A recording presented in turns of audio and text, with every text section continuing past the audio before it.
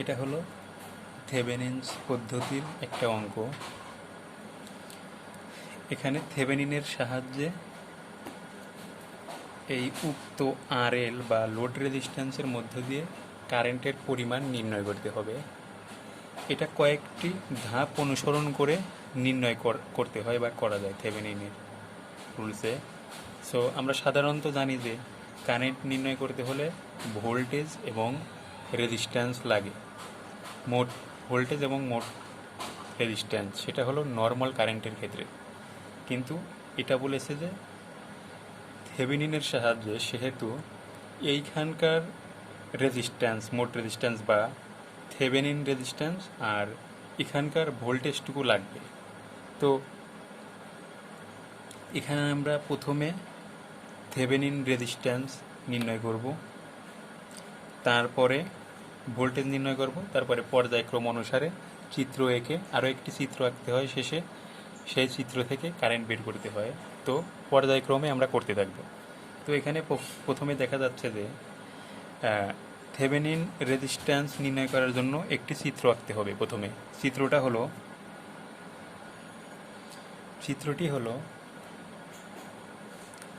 যেখানে যেখানে রেজিস্টারগুলো ছিল সেখানেই দিয়েছি, কিন্তু তোমরা দেখতে পাচ্ছ যে ভোল্টেজ সোর্সগুলো শর্ট হয়ে গেছে। এটা হলো থেভেনিন রুলসের সাহায্যে অঙ্ক করার এটা একটা রুলস আর কি, নিয়ম, যে যদি ভোল্টেজ সোর্স থাকে তাহলে সেটা শর্ট হবে, আর কারেন্ট সোর্স যদি থাকে বা কোথাও পাও তাহলে সেটা ওপেন হবে।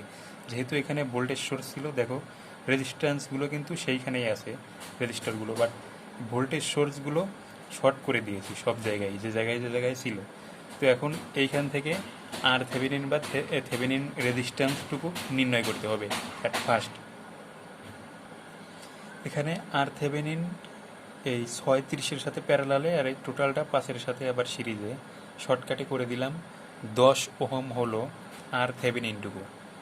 এখন আমরা আর থেভেনিন যেহেতু পেয়ে গেছি, এখন যদি ভি থেভেনিন পেয়ে যাই তাহলে আমরা আই থেভেনিনটা বের করতে পারবো, বা আরএল এর মধ্য দিয়ে প্রবাহিত কারেন্ট।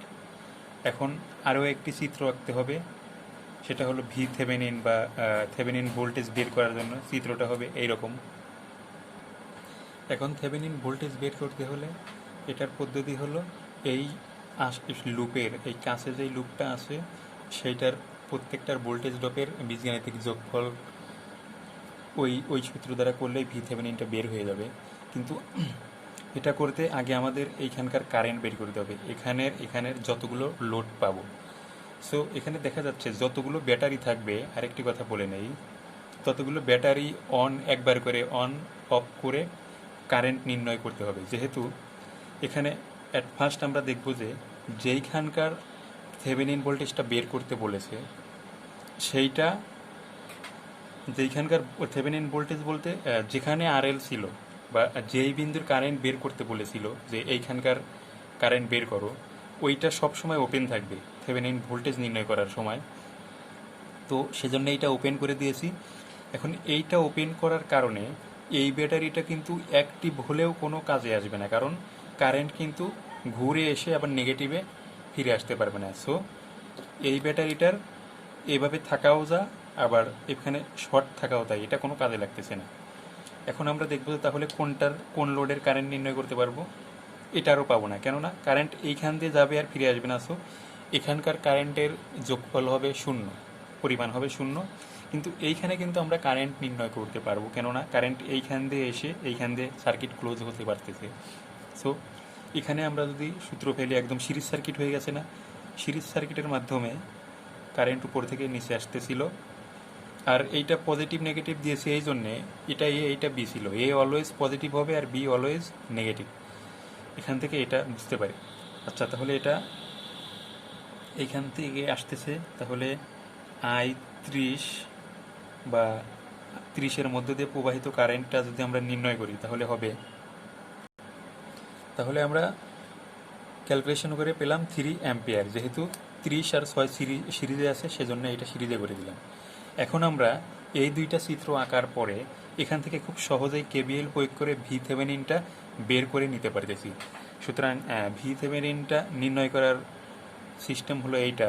আচ্ছা, এইখানে আর একটা আঁকি, সেটা হলো এই ভি থেভেনিন যেই ওই কেবিএল প্রয়োগ করাটা ওই কারশপ আর সুপার পজিশনের মধ্যেই তো শেখানো হয়েছিল, সো ওইখান থেকে ওই রকম সিস্টেম করেই নির্ণয় করবে।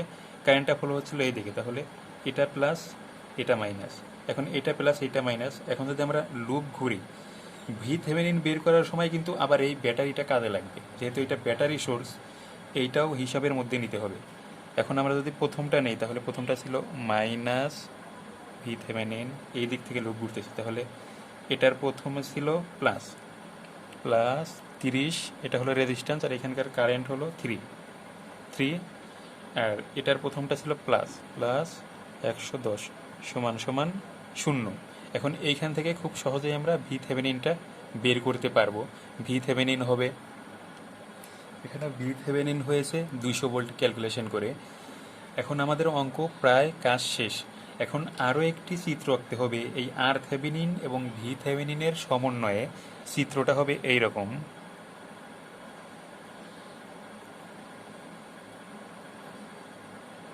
ভি থেভেনিন, এটা হলো ভি থেভেনিন সমান সমান কত বের হয়েছিল, 200। যেই ভি থেভেনিনটা বের হবে সেটা এরকম হবে।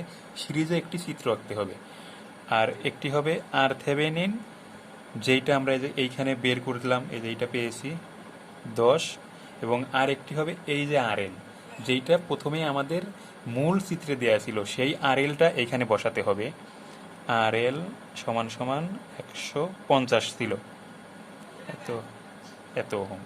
এখন আমরা এইখান থেকে খুব সহজেই আমাদের বের করতে বলা হয়েছিল আইএল এর পরিমাণ বা লোডের মধ্য দিয়ে প্রবাহিত কারেন্ট থেভেনিনের সাহায্যে। সো এইখান থেকে আমরা খুব সহজেই আইএলটা বের করতে পারি। আইএল এর সূত্র হলো V Thevenin divided R Thevenin plus RL, এটা হলো মূল সূত্র। তাহলে এখন এই মানগুলো বসিয়ে দিলেই শুধু হয়ে যাবে। ভি থেভেনিন কত হয়েছিল, 200 বের হয়েছিল, আর আর থেভেনিন আর আরএল যেহেতু সিরিজ আছে সেই জন্য এই দুইটা প্লাস হয়েছে। এখন এই দুইটা যোগ করে দিলেই অঙ্ক শেষ। ক্যালকুলেশন করে হবে এইটা 1.25, এটাই হলো অ্যান্সার। আর এভাবেই থেভেনিনের অঙ্কগুলো খুব সহজেই সলভ করা যায়।